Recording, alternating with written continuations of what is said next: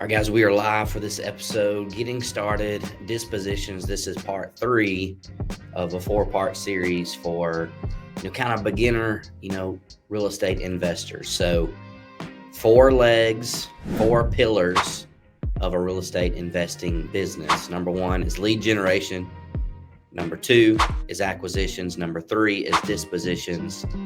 And number 4 is contract management. So we've already talked about how to generate leads. We've already talked about going on appointments and acquiring properties on the second episode here. And in this one, we're going to talk about disposing of a property. So you've got a property under contract for a great price. Now you need to find an end buyer for it. I'm assuming you're wanting to wholesale it, which is a great way to make some quick money. I would highly recommend looking into wholesaling. And by the way, if you're just getting started and you're feeling like you might need a little bit more help, getting started, make sure to come to one of our Tuscaloosa Real Estate Investor Club meetings. We meet once a month. It's a 3-hour meeting, 6 p.m. to 9 p.m., one night per month. You will get more information at this 3-hour meeting than you would normally get on a 1 or 2 day conference or seminar that you go to. So definitely come check us out. We've got a Facebook group out there where you can find out more information about when we're going to meet, where we're going to meet, what that's going to look like. And you can also ask for help inside that group as well. And if you're needing more help than that, I want to let you know I offer a very affordable group coaching program. We do a recorded Zoom call every single week. I bring in people who are subject matter experts on different topics. I let them share, I let them present. We have Q&A. We have a private Facebook group where you can ask Q&A on anything. We'll help you analyze deals. We'll help you find money. So if that's something that you would be interested in learning more about, feel free to reach out to me. I'm an easy guy to get in touch with. Just tell me you're interested in the investor coaching that you heard about on the podcast. I'll get you all the information you need, okay?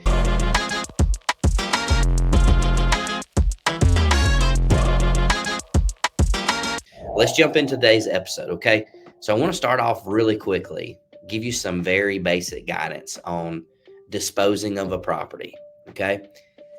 First off, if you get a property under contract for the right price, you're not going to have a problem getting rid of that property, okay? So you need to get it under contract at a good enough price that a flipper could come in and flip it and still make money, okay?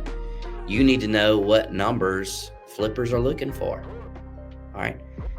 Typically, they're going to take what the house is going to be worth after it's fixed up, the ARV, the after repair value or the after rehab value, depending on, which term you like better there. They need to get that property at 70% of the ARV minus the renovation cost, okay? So if it's a $200,000 property, for example, this house would be worth $200,000 fixed up. 70% of 200,000 would be 140,000. So that flipper needs to be able to buy this property from you and renovate the property and only be in it for 140,000. Okay? So those are numbers you need to know. If you are out there getting properties under contract and the margins are just too thin, a flipper can only make 20,000, 25,000. If everything goes right, you're going to have a hard time getting rid of that property. I'm just here to tell you. But if that $200,000 property fixed up, let's say it costs $50,000 to renovate it, if you're somewhere around 70,000, you can mark it up to 85. You can mark it up to 90,000. You make a quick $15,000 or $20,000, and the guy that's going to flip it can still make money on that property. So that's number one, is if you are getting deals at the right price, you won't have a problem getting rid of them and making money off of it. Okay? So you need to know your numbers. You need to know your rehab numbers. You need to know the ARV numbers. The second thing, all right, I see this a lot. When it comes to these rehab numbers and these estimates, the more detailed you can be, the better. Okay. So if you posted on, let's say you go to the Tuscaloosa Real Estate Investor Club, you post that you think it's going to be $40,000 to fix it up, but you don't really have any numbers to back that up, you might not even have people give you the time of day. But if you've got an itemized list, it's going to cost this much money to do this, and it's going to cost this much money to do this. It's going to be this much to renovate the bathroom. It needs this many windows. This is how much the flooring's going to be. The more detailed you are, the quicker you'll be able to get a deal under contract as well. Okay. So, be detailed with that. Be detailed with your pictures. If you take 5 pictures of the house, throw it on a Facebook group and try to dispose of it, you might have a hard time. I would take pictures of everything that you can, as many pictures as you can. I would also record a video walkthrough of the property. All right. That's going to save people a lot of time from getting in their vehicle, driving out to a house when they can just watch a video walkthrough. I would highly recommend just take your phone, walk through the house, and talk about what you see at the house. Throw that on a YouTube channel as an unlisted video. That way it's not out there to the public, but you could send that YouTube link to people that are interested. That's something that we do on all of our properties. Go out to the property, take pictures, take videos of the good and the bad. Okay, this is not like realtors listing, a property and trying to make it look better than what it really is. You ever seen those houses listed for sale where the pictures are so good, and then you get out there to the house and the house is really not what you thought it was going to be?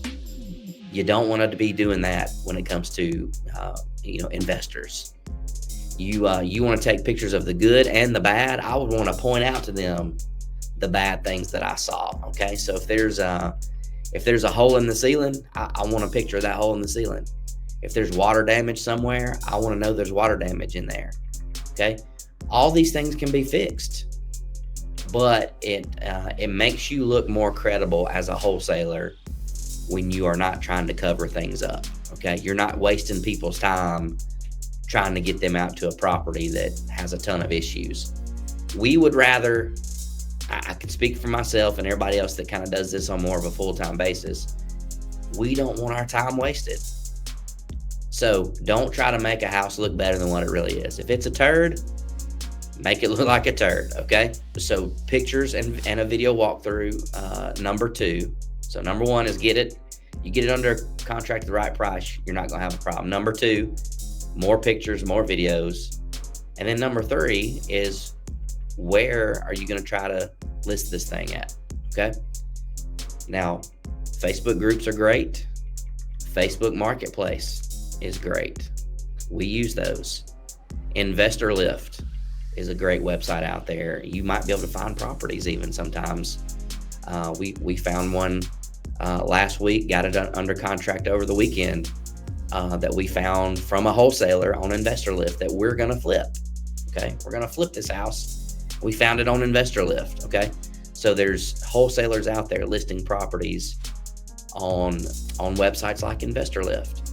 So you can get an account for Investor Lift and you can post your property on there. I would probably recommend starting there first. Try it, give it a couple days, see what you can do. You can also list a property on the MLS with a realtor if you've got a contract on it. That's what we've started doing more and more of. So instead of us having to field the calls and answer the questions and set up the showings and all those kind of things, we give that to an agent. We let them list it, and yeah, we're paying a commission, but you only are paying a commission if they get you a sale. If you know me, all right, I'm a big believer in that you need to have a business, not a job. And so if you're trying to be the one generating the leads, you're the one out there going and trying to acquire the properties, and you're trying to dispose of them of yourself. If you're doing all this by yourself, one of 2 things is more than likely going to happen. You're either going to get overwhelmed and you're not going to be able to do it, or number 2, you're going to do it, but you're not going to be very good at it.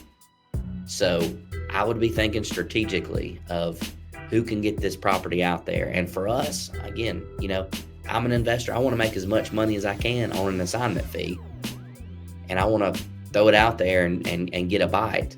But we know 50% of wholesale contracts never close.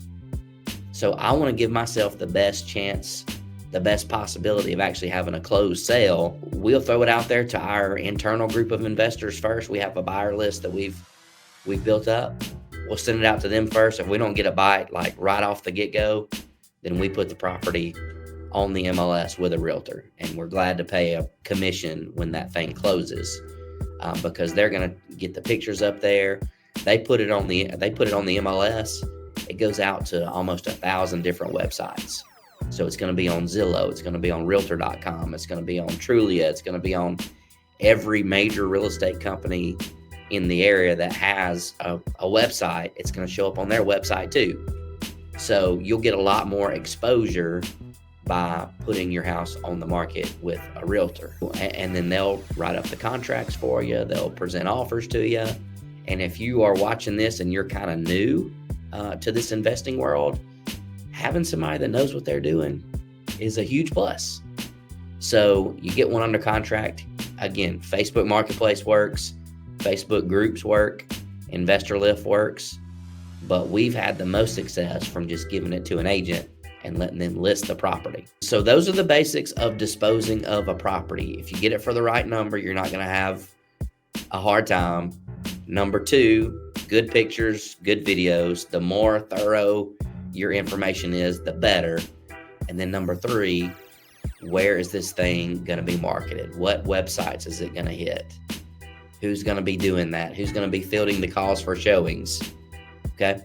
So that's the basics of getting started on the disposition side. If you have any questions, feel free to reach out. Hope you have a great day.